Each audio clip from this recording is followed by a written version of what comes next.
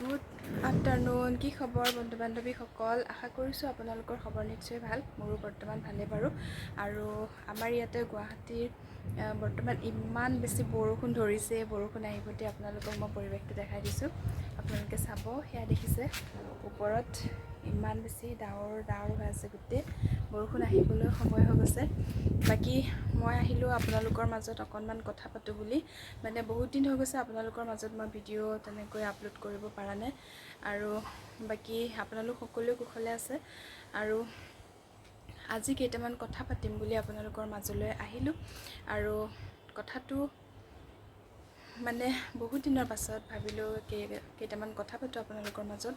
আৰু আপোনালোকৰ মত কেনেকুৱা বা কেনেকুৱা ধৰণৰ হয়, আপোনালোকেও মোৰ লগত মানে একমত হয়নে নহয় আপোনালোকে প্লিজ মোকো কমেণ্ট কৰি জনাব। যিহেতু কমেণ্ট বক্স অন আছে, আপোনালোকে জনাব। আৰু আপোনালোকক আজি যিহেতু আমি নাৰী হয় বা মহিলা হয় বা ছোৱালী হয়, গতিকে এই নাৰী বা মহিলা বা ছোৱালীসকলৰ বাবে যদি আমি নিজে মাত নামাতোঁ, তেনেহ'লে বৰ্তমান সময়ত মাত মতাৰ তেনেকুৱা কোনো ধৰণৰ মানে নোলাব। যিহেতু আমি নিজেই নিজক ছেভ কৰিব লাগিব, নিজেই নিজৰ সাৱধানতা অৱলম্বন কৰিব লাগিব, তেতিয়াহে সম্ভৱ মানে দেশখনত আমি সম্ভৱ মানে ছেভ হৈ থাকিব পাৰিম। বহুত বেছি বৰষুণ আহি গ'ল। চাওকচোন, বৰষুণ বহুত বেছি আহিয়ে গ'ল। তৎক্ষণাত কথা পাতিব আহিছিলোঁ, কিন্তু কথা পতাই নহ'ব, এতিয়া অলৰেডি বৰষুণ আহিয়ে গৈছে। অলপ ভিতৰলৈ গৈছোঁ বাৰু। কথাকেইটা কোৱা মানে আধৰুৱা হৈ গৈছিলে, বৰষুণ আহি গৈছে হঠাতে।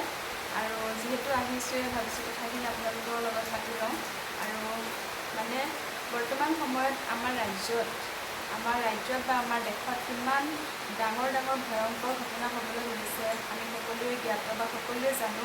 বৰ্তমান সময়ত মহিলাক লৈ যি অত্যাচাৰ বা ছোৱালীক লৈ বা কিশোৰীক লৈ বা ছোৱালী জাতিটোক লৈ যি অত্যাচাৰ আমাৰ সমাজত চলি আছে, এই অত্যাচাৰবোৰ যাতে অতি সোনকালে বন্ধ হওক বা তাৰ ওপৰত এটা উচিত আইন মানে আইন এটা গঠন কৰক, যিটো আইনত যদি কোনোবাই ছোৱালীৰ ওপৰত বা মহিলাৰ ওপৰত বা কিশোৰীৰ ওপৰত তেনেকুৱা ধৰণৰ অত্যাচাৰ কৰে, শাৰীৰিকভাৱে বা মানসিকভাৱে যি ধৰণৰ অত্যাচাৰ কৰে, সেইবোৰ যাতে তেনেকৈ কৰি যাতে কোনেও সাৰি যাব নোৱাৰে। এনেকুৱা এটা উচিত বিচাৰ কৰিব লাগে, যিটো বিচাৰ এজনক দিয়াৰ পাছত সেই তেনেকুৱা ধৰণৰ কাম কৰিবলৈ হাজাৰ বাৰ চিন্তা কৰিব লাগিব বা আন এজনে যাতে মুখ খুলিব নোৱাৰা হৈ যায়, তেনেকুৱা এটা অৱস্থা কৰি দিব লাগে।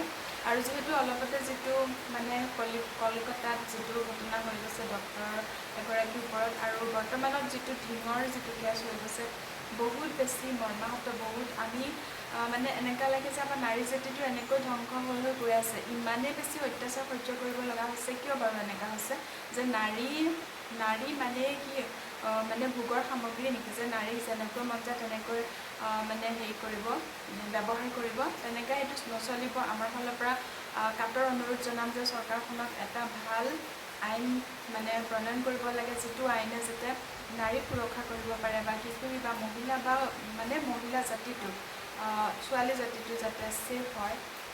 নিজে যেনেকৈ ল'ৰাবোৰ যেনেকৈ মুক্তভাৱে তেনেকৈ থাকিব পাৰে, ঠিক তেনেধৰণে ছোৱালীকো তেনেকুৱা এটা যাতে সুৰক্ষিত আইন দিব লাগে, তাকেই কামনা কৰিম। আৰু আপোনালোকে কি ভাবে? মোৰ যিটো মনৰ যিটো থিংকিং হয় বা মনতে যিটো ভাবিছোঁ, সেইটো আপোনালোকৰ মাজত মই শ্বেয়াৰ কৰিছোঁ। আপোনালোকে কি ভাবে প্লিজ মোক কমেণ্ট কৰি জনাবলৈ নাপাহৰিব। আৰু তেনেহ'লে ব'লকচোন আমাৰ পৰিৱেশটো অলপ দেখাই দিওঁ। ইমানেই বেছি তৎক্ষণাতে বৰষুণ আহি গ'ল।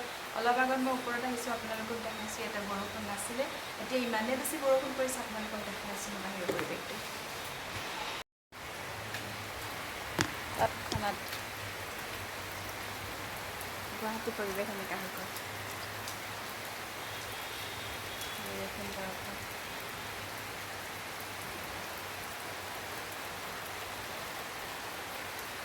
ইমানে বেছি বৰষুণ পৰি আছে।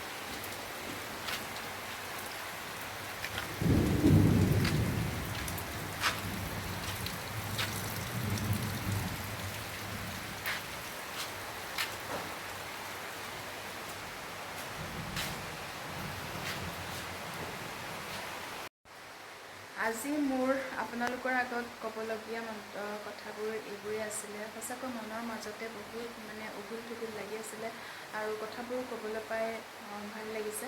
কথাবোৰ ক'বলৈ পাই আপোনালোকৰ মাজত শ্বেয়াৰ কৰিবলৈ পাই ভাল লাগিছে। আছে যাতে আমাৰ সমাজত তেনেকুৱা ধৰণৰ মনোবৃত্তিৰ মানুহ জাতিটোৱে যাতে নাইকিয়া হৈ যায় তেনেকুৱা এখন আইন প্ৰণয়ন কৰক, যিখন আইনে এজনক শাস্তি দি গোটেই যিসকল তেনেকুৱা ধৰণৰ মনোবৃত্তিৰ মানুহ আছে তেওঁলোকে যাতে কেতিয়াও মূৰ তুলি আৰু তেনেকুৱা কাম কৰিবৰ কাৰণে মনত কেতিয়াওৱে ভাৱ মানে জন্মাবলৈ সুবিধা দিব নালাগে। তেনেকুৱা এটা আইন প্ৰণয়ন কৰক যিটো আইনত যাতে মহিলা, কিশোৰী বা ছোৱালী সুৰক্ষিত হয়। আমি তাকে বিচাৰিছোঁ।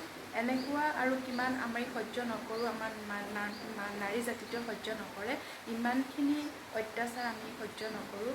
বাৰে বাৰে নাৰী কলংকিত হয়, আমি ইমানবোৰ অত্যাচাৰ আমি মানি নল'ম। অতি সোনকালে যাতে ভাল আইন প্ৰণয়ন কৰক তাকেই কামনা কৰিছোঁ মোৰ ফালৰ পৰা সমগ্ৰ নাৰী জাতিটোৰ ওপৰত। আপোনালোকক বহুত বহুত ধন্যবাদ ভিডিঅ'টো শেষৰলৈকে চাই থকাৰ বাবে। আৰু যদি মোৰ কথাবোৰৰ লগত আপোনালোকে এগ্ৰী হয় তেনেহ'লে প্লিজ এটা কমেণ্ট কৰি জনাব আৰু এটা লাইক কৰিব, লগতে ভিডিঅ'টো শ্বেয়াৰ কৰিবলৈ একেবাৰে নাপাহৰিব। আৰু যিসকল বন্ধু বান্ধৱীয়ে আজি মোৰ চেনেলত নতুনকৈ ভিজিট কৰি আছে প্লিজ আপোনালোকে চেনেলটো ছাবস্ক্ৰাইব কৰি নটিফিকেশ্যনৰ ঘণ্টিটো অন কৰিব বুলি আশা ৰাখিলোঁ। তেনেহ'লে সকলোৱে যাতে ছেফ আৰু কুশলে থাকে। টেক কেয়াৰ, বাই বাই।